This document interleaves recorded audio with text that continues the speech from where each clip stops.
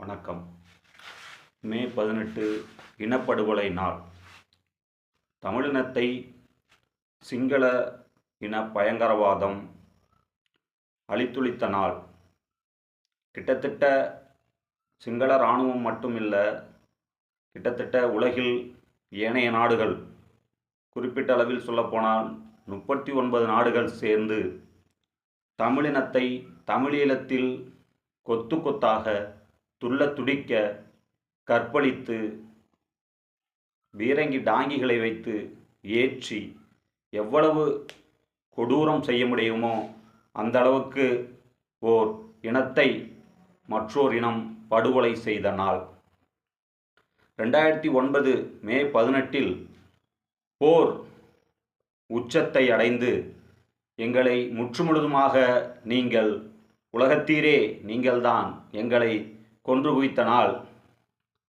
தமிழர்கள் உலகமெங்கும் பரவி வாழ்கிறோம். இன்றும் அன்றும் உலகத்தை கட்டி ஆண்ட இனம் தமிழினம். உலகத்திற்கு அறிவை கடன் கொடுத்த இனம். உலகத்திற்கு வேளாண்மையை கற்றுக் கொடுத்த இனம்.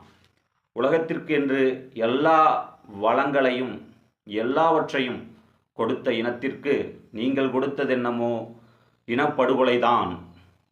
உலக நாடுகள், பல்வேறு நாடுகளின் உதவியோடு, இந்தியாவின் பெரும் உதவியோடு சிங்கள இனத்திற்கு ஆதரவாக தமிழினத்திற்கு எதிராக நடத்தப்பட்ட இனப்படுகொலை அது. தமிழினத்தை சிங்கள இனம் படுகொலை செய்தது என்று எந்த உலகத்தீரும் பதிவு செய்வது இல்லை.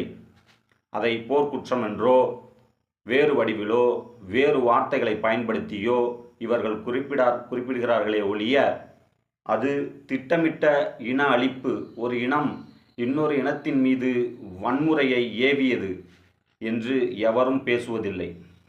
என் அன்பான உலகத்தீரே, முள்ளிவாய்க்காலில் மட்டும் 3 லட்சம் தமிழர்களை கொன்று குவித்ததாக பதிவுகள் இருக்கிறது. எண்ணற்ற ஈழத்தமிழர்கள் காணாமல் அடிக்கப்பட்டார்கள். சமாதானம் என்று அந்த வார்த்தையை நம்பி சென்ற எம் தமிழின மக்களை சிங்களர்கள் கொன்று குவித்தார்கள். ஏன் இந்த இன வன்மம் உங்களுக்கு? நாங்கள் விடுதலை புலிகள், தமிழீழ விடுதலை புலிகள் சிங்கள மக்களை ஒருவரை கூட கொன்றதில்லை. சிங்கள இராணுவத்தோடு தான் விடுதலை புலிகளுக்கு சண்டை. இந்த 30 ஆண்டு கால வரலாற்றில் விடுதலை புலிகள் ஒரு சிங்கள மக்களை கூட கொன்றதில்லை. ஆனால் நீங்களோ எங்கள் கையில் ஆயுதத்தை திணித்து எங்களை போராட எத்தனித்து எல்லாம் செய்தது நீங்கள்தான். உங்களுக்கு ஏன் எங்கள் மீது இவ்வளவு வன்மம்? உங்களின் தாய்க்குடி, உலகத்தின் தாய்க்கொடி தமிழினம், உலகத்தின் தாய்க்கொடி தமிழினம். அந்த தமிழினத்தின் மீது ஏன் உலகத்தீரே உங்களுக்கு இவ்வளவு வன்மம்?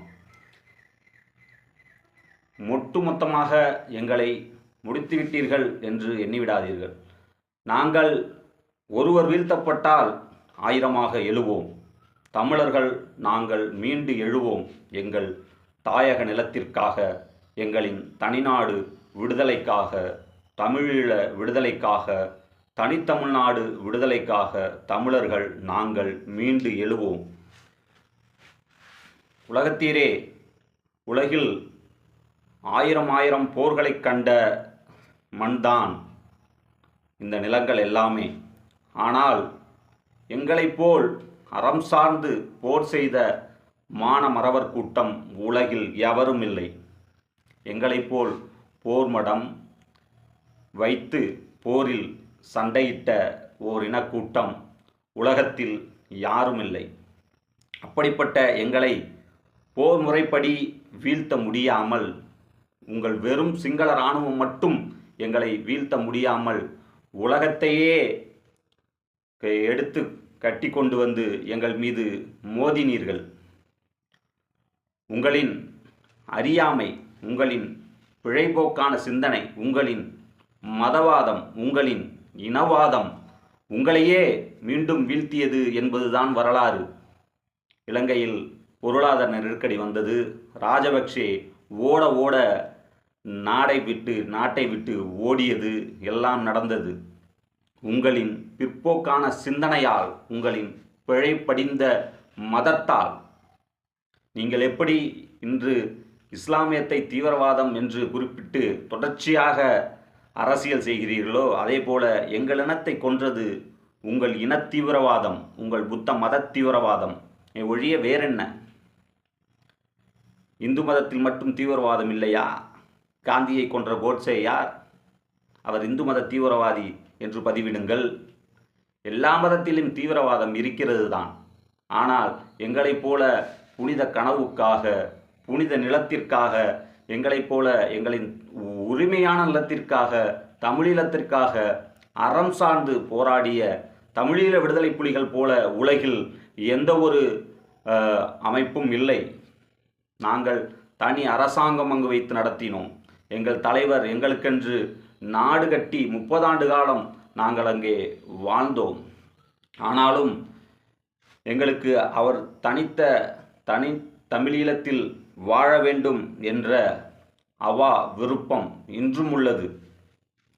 உலகத்தை கட்டி ஆண்ட தமிழினத்திற்கென்று ஒரு நாடில்லை என்பது மிகவும் பரிதாபகரமானது. உலகத்தை கட்டி ஆண்ட தமிழினத்திற்கென்று சொந்தமாக ஒரு நிலப்பரப்பு, ஒரு நாடு இல்லையே என்பது தமிழர்களின் இன்று வரை உள்ள தீராத ஏக்கம். உலகில் சின்ன சின்ன இனங்கள் எல்லாம் வெறும் 5 லட்சம் 20,000 மக்கள் தொகை கொண்ட இனங்கள் எல்லாம் தனி நாடாக செம்மாந்து வாழ்கிறது. ஆனால் எங்களுக்கோ இங்கு இந்தியா எனும் கட்டமைப்பில், ஒன்றிய கட்டமைப்பில் திட்டமிட்டு தமிழர்கள் தொடர்ச்சியாக தமிழ்நாடு எனும் மாநிலம் என்ற ஒன்றில் திட்டமிட்டு வீழ்த்தப்பட்டு கொண்டே இருக்கிறோம். அதேபோல அங்கே தனித்தமிழீழம் வேண்டும் என்று போராடிய எங்களை 2009 மே 18 ஒட்டுமொத்தமாக இனப்படுகொலை செய்து சிங்களர்கள் வெற்றி கொண்டார்கள் என்று நினைத்து கொண்டிருக்கிறார்கள். அப்படி இல்லை. தமிழர்கள் நாங்கள் மீண்டு எழுவோம். எங்கள் நாட்டிற்காக, எங்கள் உரிமைக்காக, எங்கள் இனத்திற்காக நாங்கள் மீண்டு கட்டாயம் எழுவோம். மே 18 இனப்படுகொலை நாளில் நாம் தமிழர் கட்சி நடத்தும் கோயம்புத்தூரில் கொடிசியா திடலில் நடக்கவிருக்கும் மே 18